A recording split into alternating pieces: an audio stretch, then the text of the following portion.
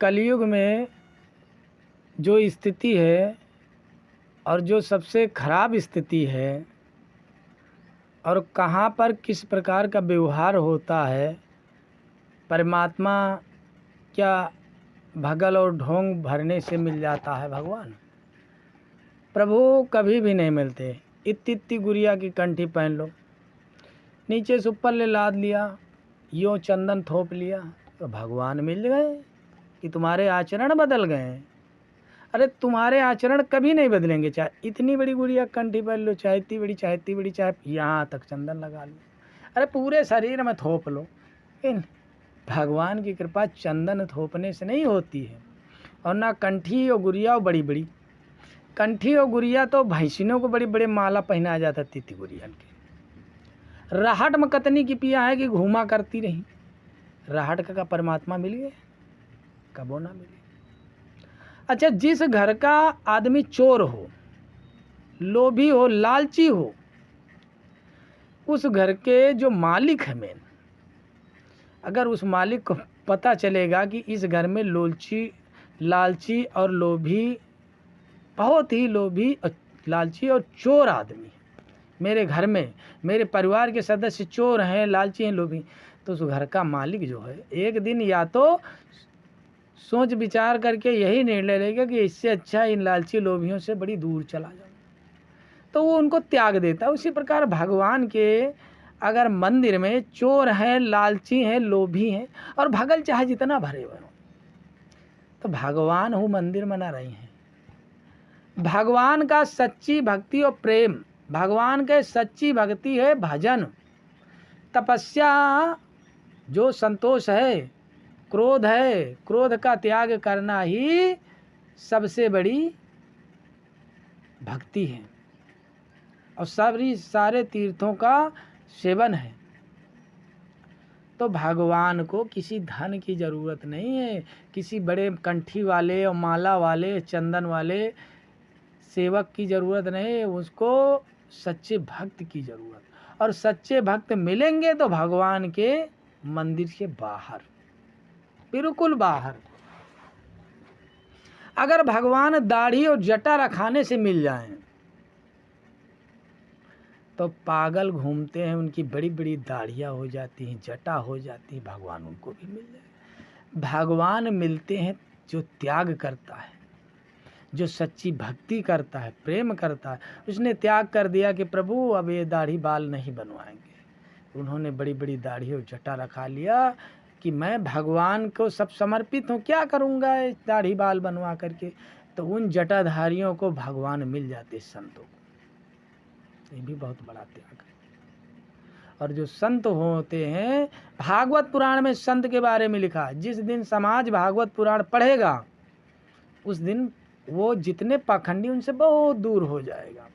भागवत कहती है कि समान दृष्टि से जब देखोगे सबको एक समान, तब तुमको मेरी प्राप्ति होगी। चमार, पासी, लोध, गडरिया, कुर्मी, तेली, यादव, ठाकुर, पंडित, कोई भी है, हर मनुष्य के अंदर जो आत्मा है वो मैं परमात्मा हूँ, और जो ये मनुष्य शरीर है या मेरा मंदिर है और उसके अंदर जो मैं विराजमान हूँ आत्मा के रूप में, वही परमात्मा हूँ। और जो मेरे मंदिर को और उस मंदिर के रहने वाली आत्मा रूपी परमात्मा का अनादर करता है, उसे मरने के टाइम इतनी यातना देता हूँ कि टट्टी पेशाब मलमूत्र तक करता है। कहीं और नहीं लिखा, श्रीमद् भागवत में लिखा है। एक कपिल भगवान स्वयं अपने पिता कदम ऋषि को उपदेश दे रहे हैं। तो जिसके अंदर जरा सा इतना सा भेदभाव है उसे परमात्मा मिल ही नहीं सकता। परमात्मा सर्वज्ञ है, सब में व्यापक है। परमात्मा को पाना है तो सबसे पहले सबके अंदर परमात्मा को देखना पड़ेगा। संत बनना बहुत कठिन है। संत जो मिला उसमें संतुष्ट, दूसरी टाइम को सोच नहीं सकता है। चेहरे पे ललाहट नहीं होनी चाहिए, चेहरा चमकना नहीं चाहिए, एक एक नस संत की दिखनी चाहिए। ठंडी हो तो इतने पानी में डूब कर रहे, गर्मी पड़े जैसे गर्मी हो रही, अलाव जलाओ और अलाव को तापो। वृक्ष कि छाल पहन सकता है, मृग छाल पहन सकता है, वस्त्र नहीं धारण कर सकता है, जंगल में रहेगा, कुटिया नहीं बनाएगा, कोई बहुत बड़ा आश्रम नहीं बनाएगा, उसे संत। संत का नाम ही हर चीज का अंत। जब तक हर चीज का अंत नहीं है तो माया पीछा कहाँ छोड़ेगी। जो एक से दो बनाते हैं वो संत नहीं हो सकते हैं। और भगवान तो कहते हैं कि जिस पर कृपा मेरी है उसके पास कुछ नहीं है, जिस पर मैं कृपा करता हूँ उसका सब कुछ हर लेता हूँ। अब जब भगवान की कृपा हुई तो तुम गरीब हुई हो, अमीर नहीं हो सकता। जिसके ऊपर कृपा नहीं करी तुका बहुत धन दे दी थी, यो परमा प्रभु का है, ये भी श्रीमद् भागवत में लिखा हुआ है। तो प्रभु को सच्चे मन से पुकारो तो वो तुम्हारे घर चले आएंगे, धक्का खाने की भी जरूरत नहीं है दुनिया भरे में भटकने की। शिवरी ने याद किया, सच्ची भक्ति की, लगन की, प्रभु मिले। प्रहलाद ने सच्ची भक्ति थी, विश्वास था। हिरणाक्ष ने कहा, वह हिरण्यकश्यप ने कहा तुम्हारा प्रभु का इस खम्भे में, तो उन्होंने कहा जी बिल्कुल मेरा प्रभु हर एक जगह है। तो उन्होंने खम्भे में ज्यों ही मारा भगवान निकले, प्रमाण दे दिया। मीरा को विष दिया गया और उन्होंने पी लिया, उनको सच्चा विश्वास था परमात्मा पर। तो जहाँ पर लाभ से ही लोभ की उत्पत्ति होती है, और जहाँ लाभ है वहाँ लोभ है, जहाँ लोभ है वहाँ पाप, वहाँ परमात्मा नहीं हो सकता है। और जहाँ धन है वहीं सारे अवगुण हो सकते हैं। ये मैं नहीं कहता हूँ, ये पद्म पुराण में लिखा हुआ है, पेज नंबर 204। धन में, धन ही सबसे बड़ा दोष है। अगर संत के पास धन होगा तो उसकी देख रेख में जुट जाएगा, 2 से 4 बनाएगा और दूसरे से झूठ बोलेगा। और जिसके पास धन नहीं है वो निर्द्वंद होकर सच बोलता है। किसी क्या करें भैया, कुछ है नहीं, भरा बहुत कुछ है। धन आने से कौन से दोष आते हैं? सबसे पहले धन आया तो आपके अंदर एक क्रोध आएगा और मद भी आ जाएगा और लोभ अधिक बढ़ जाएगा। जहाँ से लाभ होता है वहीं से लोभ। जिस मंदिर में अधिक चढ़ावा आने लगेगा तो उस पुजारी को लाभ हुआ, और जो लाभ हुआ तो लोभ हुआ, लोभ ही सर्वनाश कर जाता है। और जो छोटे से मंदिर हैं जिनमें पुजारी हैं वो के पास कोई नहीं जाता है, वो भगवान का समय निकाल करके कीर्तन भजन कर लेते हैं। और जिनके पास लाइन लगी हुई है वो भगवान के भजन से भी दूर चले गए। माया बड़ी विचित्र है, किसी को नहीं छोड़ती है, किसी को, सबको ठग डालती है, किसी को नहीं सबको ठग लेती है। कभी पुत्र के रूप में, कभी पत्नी के रूप में, कभी पैसा के रूप में, कभी क्रोध के रूप में, कभी मोह के रूप में, कभी अहंकार, कभी हर एक रूप में आकर के वो ठग लेती है। माया बड़ी विचित्र है। इस संसार में अगर कोई कह दे कि मैं बहुत बड़ा संत हूँ, जो संत है वो प्रमाण नहीं देता। वो पागल, लिखा है भागवत में कि संत को पागलों के जैसा आचरण करना चाहिए। फटे पुराने कपड़े पहन ले, किसी के आगे ये ना सिद्ध करे कि मैं संत हूँ, मैं महान संत हूँ। पागलों के जैसे आचरण करे, एकदम पागलों के जैसे आचरण करे और लज्जा हया त्याग करके जय जय श्रीमन नारायण नारायण। जो लज्जा शर्म को तिलंजनी दे दे, उसको त्याग दे और भगवान के गुण गाते फिरे कि मैं क्या हूँ क्या नहीं, अपने आप को भूल जाए, तब भगवान की कहीं प्राप्ति होती है। और कलयुग में तो भगवान को पाना बड़ा कठिन काम है। कलयुग का असली नाम है कृतार्थ युग।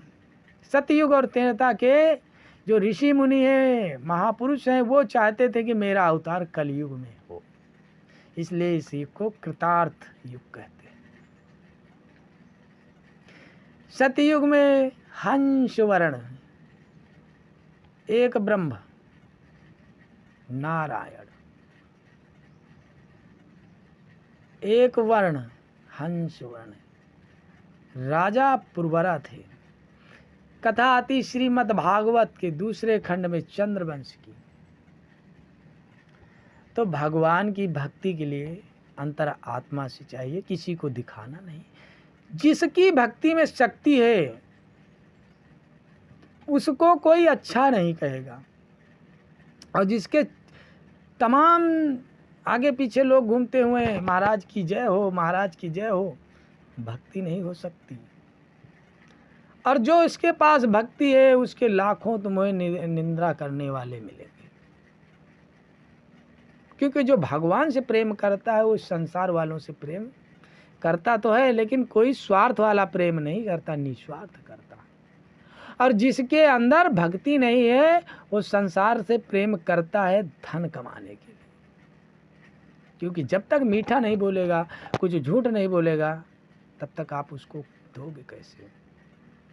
तो इसलिए भगवान को पाने के लिए ऋषि मुनियों ने कल्प कल्पों तक, युगों युगों तक तपस्या की, तो जाकर के कहीं प्रभु के दर्शन हुए।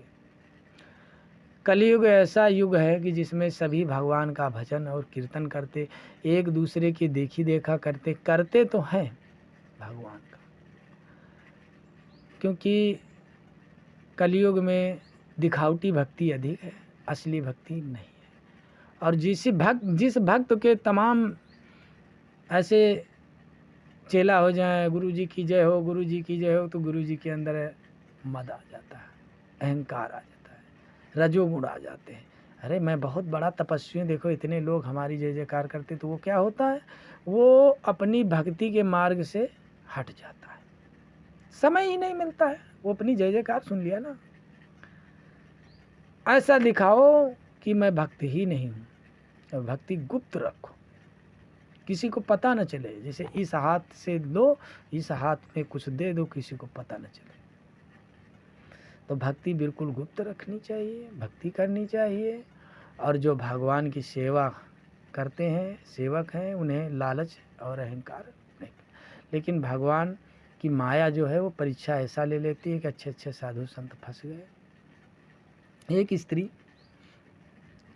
पतिव्रता थी और वो अपने पति को, कोढ़ी पति को बड़ी सेवा करती थी। तो पति से पूछा, पतिदेव आप सुस्त क्यों हो? तो कोढ़ी पति ने कहा, हमारे घर के सामने से एक वेश्या निकली, मेरी इच्छा है कि मैं उसके साथ उपभोग करूं। तुमने कहा पति की इच्छा मैं पूर्ण कर दूं तो अच्छी बात है। पतिव्रता थी, वो वेश्या के यहाँ सुबह उठी और चली गई, झाड़ू पोछा मार करके चुपचाप चली गई। वेश्या उठी है, इतनी सफाई कभी नहीं हुई। नौकरों से पूछा, मुझे नहीं पता। फिर सुबह गई, एक दिन उस वेश्या ने जाग करके उसको पकड़ लिया, कहा इतनी सफाई क्यों? कहा देखा ये तो ब्राह्मणी। तो कहा तुमने मेरे कुल का सर्वनाश कर डालोगी, मैं ब्राह्मण की सेवा, मेरा तो सर्वनाश हो जाएगा।